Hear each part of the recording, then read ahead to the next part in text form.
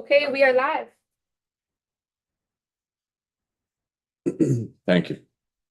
For those present, welcome back to Committee on Environment, Fish and Wildlife. We're going to be discussing H230. Jamie Fidel is going to be the first presenter. Thank you. Thank you. Good morning. I'm Jamie Fidel. I'm the Forest and Wildlife Program Director and General Counsel at Vermont Natural Resources Council. Thanks for having me in to testify on H230. At a high level, we're in support of this bill. In particular, we've been interested in a number of the provisions that are in this bill, especially some that relate to threatened and endangered species. There's been some ongoing work. Over the summer, there was the Fish and Wildlife Department had some conversations, which we were part of, along with Representative Sakowicz and Alan Strong.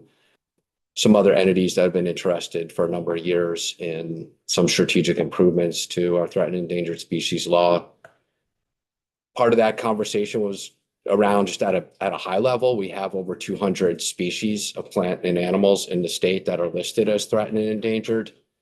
And there's really important recovery efforts happening for some of those species, but there's a lot of species that still need attention. And obviously that relates to funding and capacity and working with a number of partners throughout the state. But we have a really strong interest at VNRC in trying to do whatever we can on both the policy front and sort of the cooperative opportunities, working with different partners throughout the state to try and boost our overall ability to move species off the list so that they don't need regulatory attention and that they can thrive as populations in the state. So appreciate the work that Representative Sakowicz has done to support this legislation, support the department's efforts to have those conversations. And in the bill are some important sort of modest, proposals that just really make sense. The fact that there's a gap right now in reptile and amphibian species protection, this bill does an important job in shoring that up. There should be rules to address the taking or transfer of those species in particular, to catch up with other, provisions that relate to protections for other species. So, we support Section 6, allowing rules to be adopted related to the protection, conservation, and taking of reptiles and amphibians. Support Section 7, related to provisions prohibiting the take, collection, or possession of a reptile or amphibian unless authorized by the rules that would be developed. Particular Section 8 includes some important provisions, essentially that a person shall not sell or offer for sale in interstate commerce of a threatened or endangered species, deliver, receive, carry, transport, or ship a threatened and endangered species in interstate commerce, or import a threatened and endangered species into or export a threatened and endangered species from Vermont. So these are important clarifications in law that make a lot of sense. And then finally, we support, there was, I think, a couple of examples that were brought up from testimony from Fish and Wildlife Department, where if you're going through a permitting process, even though typically the exact location of a threatened or endangered species is not disclosed, it doesn't take a lot to connect the dots. Whereas if there's discussion in a permit about a species and the project area, for there potentially to be some harm from somebody who can basically piece it together and decide if that property isn't posted to go and look for that species and potentially take it for harmful purposes. And so we support, the efforts in the bill to try and make sure that those locations don't have to be disclosed, that obviously proper information is shared for the permitting process, but for the general optics to the public, that is another, step to ensure that we can hopefully maintain some of these populations, some of which for these species are very limited in extent in Vermont. And it wouldn't take much to actually harm the entire viability of a species. So we support these steps in the bill. Support the bill at large. I'm mostly focused on the threatened and endangered species provisions because those are the ones that we have been more involved in over the past couple of years. Obviously, there's some other policies in here that are, I believe, carryovers from previous legislation in past years that the department supports. So we appreciate your attention to the bill. I would just also add that we're looking forward to continuing some of the discussions. You know, what you don't see in the bill is sort of at a high level, like, are there new ideas? Are there new capacity thoughts? Are there certain landowner incentives we can think about to further help landowners who do have these species on their property, you know, to steward or conserve them? Do we have the right suite of incentives on the front end to help those landowners? Do we have the right technical assistance programs in place? Obviously, there's already a lot of good work happening in the state, but, you know, we do still have a pretty strong need to recover a lot of species. So we'll be looking forward to continuing those conversations. And we also are going to be working on publishing a white paper. We've been working on just sort of a comprehensive understanding of what are the policies, what are the programs, what are the initiatives like across the country that have been successful in other states, what incentives have worked for landowners. There's a number of creative programs around the country that actually help landowners to, you know, do proactive stewardship activities. You know, some of those are incentive related. So we're really interested in looking at just a suite of possibilities to help landowners, help the recovery of these species. And we'll be certainly interested in sharing that paper with you, hopefully in a timely way to inform, you know, what could be a continuing conversation on this, you know, perhaps next year after you've moved through some of these fish and wildlife bills that you are working on this year. Senator Boston, then Representative. So I just want to clarify that we have a huge housing shortage, which I think for me is a huge priority. And what happens if there's land with these endangered species? Can they be relocated? I mean, they wouldn't stop a project from being built, right? I mean, I think it's really dependent on the species, and Alan, who's testifying next, may be able to speak to that because the Endangered Species Committee is an entity that actually consults with the Wildlife Department when these questions come up. So if there's a need to take a species, and we have provisions in Vermont law that allow for the taking of a species, but we have to make sure that the taking is right in balance with making sure that the population will still be viable. And so, but there are a number of instances where there can be acceptable mitigation, you know, for those species. And so, you know, I think there's important considerations that go into it. Mm-hmm. You know, it's not doesn't outright operate to say that you cannot do anything in the habitat. It really depends on what's the extent of the impact.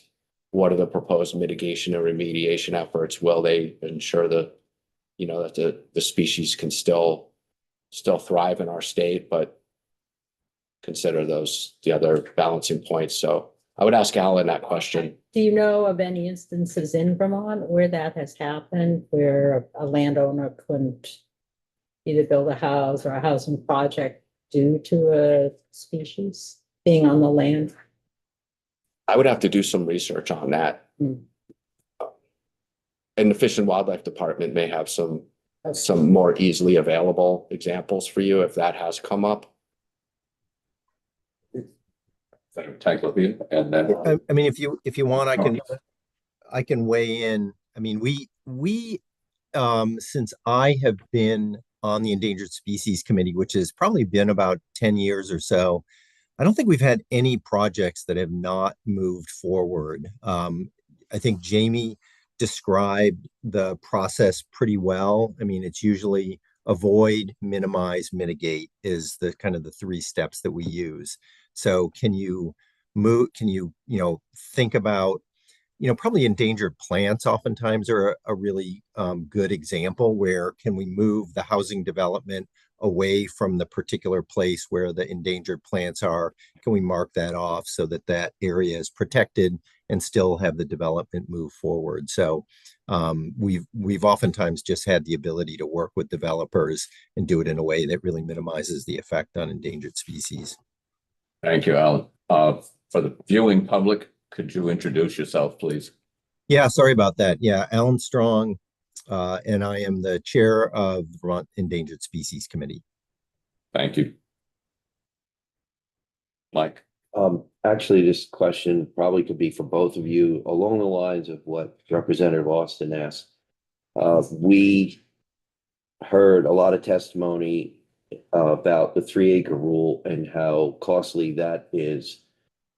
If adding these species to this, how is that going to potentially add to the cost of an already very costly endeavor for not just land homeowners, but businesses?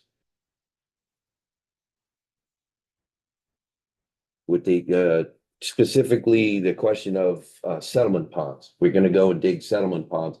Is there only be an inspection and say if we found 1 or 3 endangered reptiles, if we go and change this and include these, have we taken someone's property and made it virtually impossible to comply with some other law or rule? Yeah, I mean, I guess obviously you're going to get into some pretty, sort of site and species specific situations here. But for most of the listed species, in particular reptiles and amphibians that we're talking about, they're very specialized in habitat. So it is not the type of species that we're going to be, finding in a retention pond.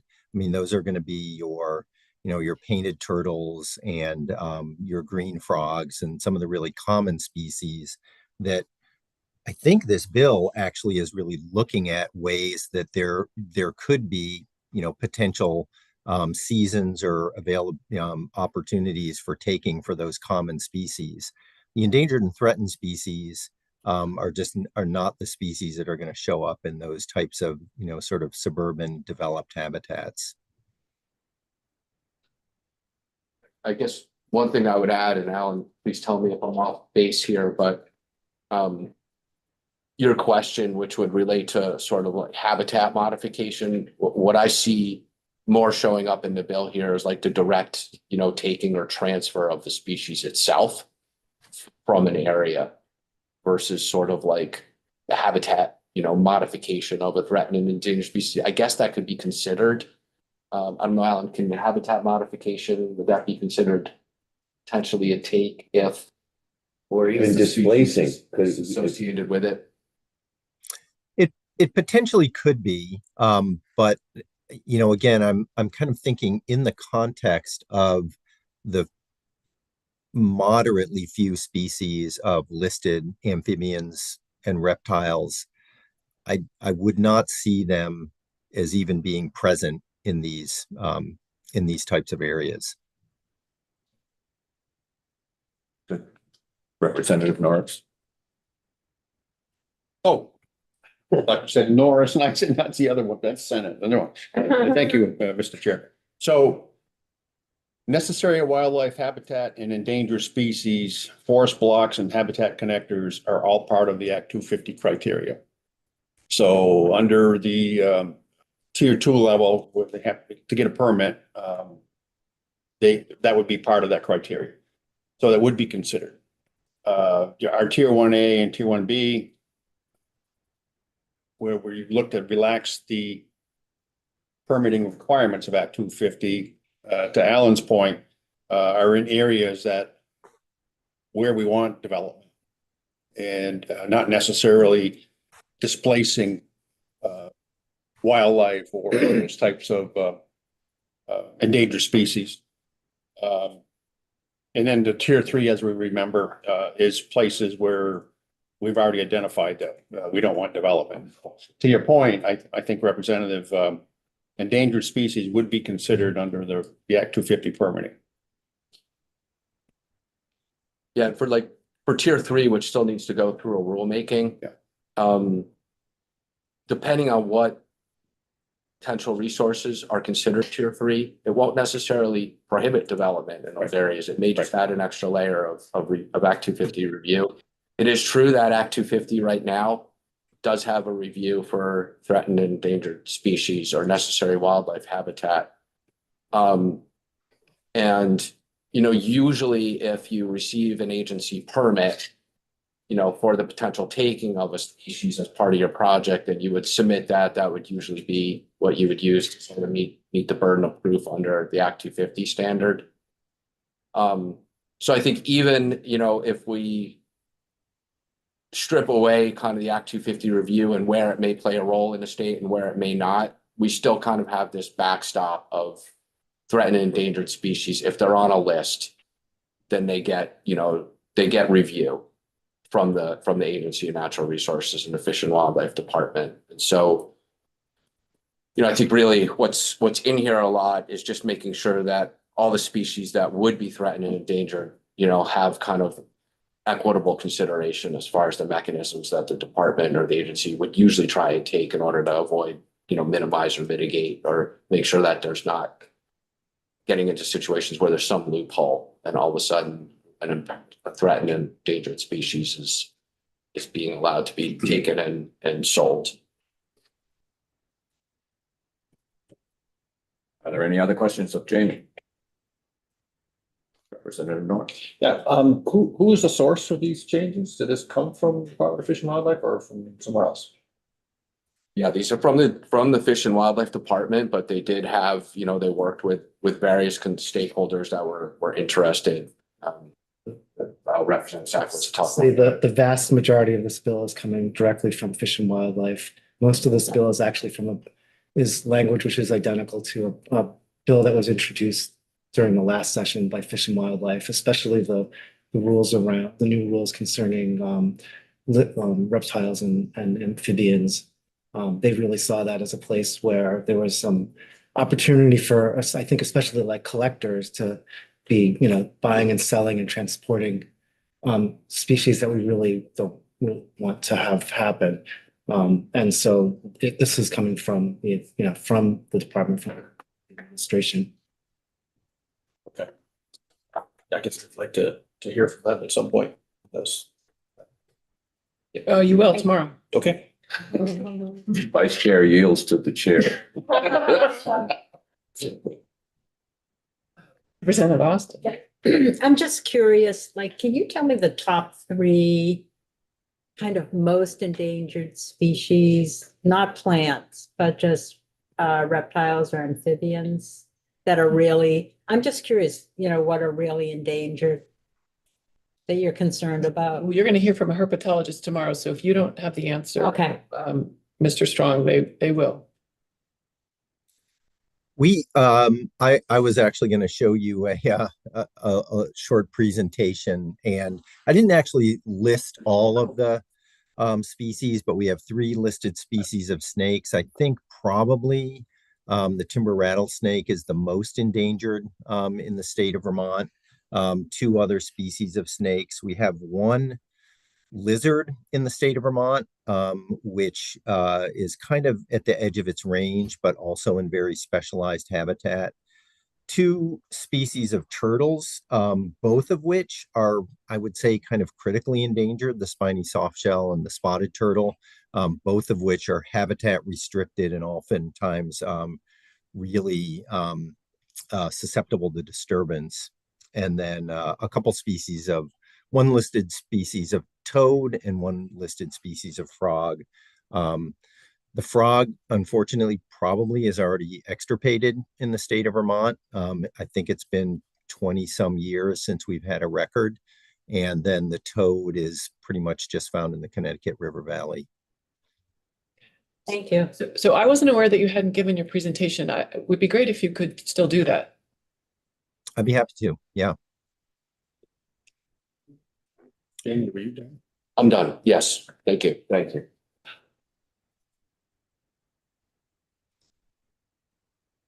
See if this will work. Great. Right here. Yes, sorry. Oh, there we go.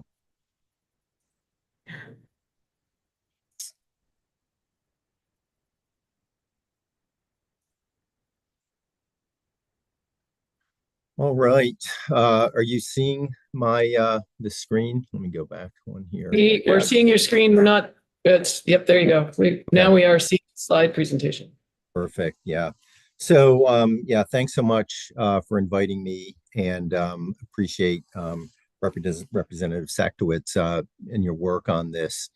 And, I think as Jamie said, we're really looking forward to trying to come up with ways in particular to think about how we can incentivize landowners to conserve habitat for endangered and threatened species, and thinking about ways that we can do it. I think you've talked about some of the conflicts with housing, ways that we can do it that are not penalizing landowners, but do it in a way that actually incentivize them to conserve endangered species. So this was just, we don't have a tremendous amount of diversity of reptiles and amphibians in the state of Vermont. And part of that is just our latitude. These species are much more common at southerly latitudes, but you can see of the 11 species of snakes, 3 are listed. Of the 7 species of turtles, 2 are listed. We only have 1 lizard, the 5-line skink, and that is listed, and 2 listed species of frogs and toads. But if you look at that line at the bottom, you can just see that of all the different taxa of wildlife, amphibians are the most threatened. 41% of all amphibians are on the IUCN Red List, and reptiles are in a little bit better shape, but still 21% of all of the reptiles across the globe are under threat, according to the IUCN. Just a little bit of background in terms of reptiles and amphibians and some of the threats to their population. And if you've got probably Jim Andrews coming in tomorrow, you'll definitely hear more about this. But you can see that in terms of some of the top threats, habitat loss and climate change, both for reptiles and amphibians, these are ectothermic species. So they're not ones that can actually control their own body temperature. And so that becomes challenging in many ways when we've got warmer or drier conditions. And also the issue that a lot of these species actually, their offspring, the eggs, change sex depending upon the temperature. So higher temperatures can actually drive changes in sex ratios in these species, which is also a challenge with climate change. And these are some threats in terms of reptiles. And you can see that some of the things that this bill addresses, invasive diseases are a problem, challenges with hunting and fishing, challenges with habitat destruction are all threats to reptiles as well as amphibians. So just to talk a little bit more specifically about the bill, number one, which I think is something that's really important here, was the prohibiting the possession and importation of species that pose threats. So essentially the pet trade bringing non-native species into the state. The red-eared slider is a species of turtle that is become a nuisance species across pretty much all of North America. And luckily, at least right now, we're kind of at the range, at the northern range of their temperature tolerance. But there's been a lot of issues further south with competition with native turtles, disease transmission, and hybridization. And these are the common turtles that people keep in captivity. So, kids grow up and go to college, and the parents are left with a turtle and just say, well, let's just give him a happy, free life for the rest of his time here and just let him go in the local pond. And there's a lot of places where red-eared slider populations are really rapidly increasing and posing threats to native species. It does, I think the thing that's nice about this is it does have a grandfather clause in there for current pet owners. So it's not going to be illegal to hold these turtles if you bought one before. I think it's sometime in July this summer. The issue around prohibiting taking of reptiles and amphibians is literally just a really kind of a gaping loophole in our current framework for protecting reptiles and amphibians. And, given all of these threats of habitat loss, climate change, invasive species, diseases, it's really quite likely that hunting or additional taking is an additive mortality factor for a lot of these endangered threatened species. So closing this loophole will be something that would be really good for our reptile and amphibian species. And when we talk about, restricting this at particular times of year, a lot of these species move. You've probably, seen the signs of breaking for turtles or breaking for amphibians. This is the time of year when they're moving from upland habitats into breeding habitats. And so protecting them at particularly sensitive times of year is also important. And there's also a provision in this bill to establish seasons and possession limits for common species. If any of you have spent time in the South, you probably know bullfrog gigging is a fairly important cultural practice, and most of those states that allow harvest of bullfrogs have a bag limit or have some sort of a season. And so this would allow the Fish and Wildlife Department to actually do that and sort of regulate the season on the species that can potentially be taken. In this case, and I think, Jamie spoke to this already, again, just limiting the transport, import, possession of reptiles and amphibians. Again, it's just, really an important loophole that we just don't have protection for these species in our current law. So quite supportive of this. And, again, under Section 8, import and export of endangered species, just kind of cleaning up some gaps in our protection of endangered and threatened species that we don't have right now. And, I think reptiles and amphibians is important, but also important for plant species. And I'll talk about this a little bit more in the next slide. But again, just trying to make sure that we're tightening up our ability to protect our threatened and endangered species. And location confidential. Again, Jamie talked about this, but it is relatively easy to just kind of scour the public notices to see what kind of permits are being applied for, and if particular endangered or threatened species are potentially at risk. And for collectors or folks who have especially, maybe commercial operation, and that might in particular be for some of the threatened and endangered plants. I think ginseng is one that's on the list. It can be fairly easy to figure out where those species are. So this really gives, the agency as well as the Endangered Species Committee the opportunity to talk about these without getting into detail about where that is, and potentially just essentially further threatening those species by really trying to protect them. So just a quick summary. This is, these changes to the law for this bill are something that's supported by the Endangered Species Committee. Some of it's really simple, closing some loopholes. But I think the protection for reptiles and amphibians is really important, because these species really are showing some significant declines. And again, I think the location confidential makes some common sense, just in terms of essentially being able to talk about protecting these species without revealing their locations. Great. Thanks for your testimony. Yeah. Do members have further questions? You mentioned hearing from Jim Andrews. We have Luke Groff coming in, who's a herpetologist for Fish and Wildlife tomorrow. Are there others that you think could give us any information that we haven't already received on this bill that would be important to our debate? Luke would be great.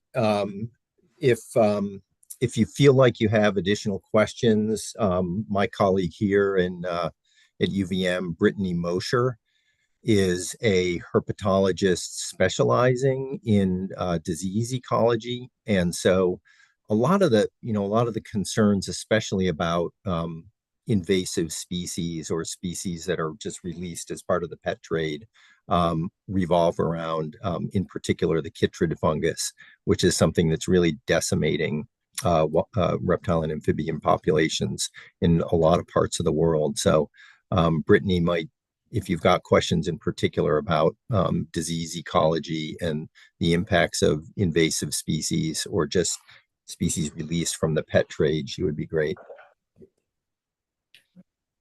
Good, thank you. Again, further questions? Seeing any. All right, thanks for joining us today. Thanks so much. Take care.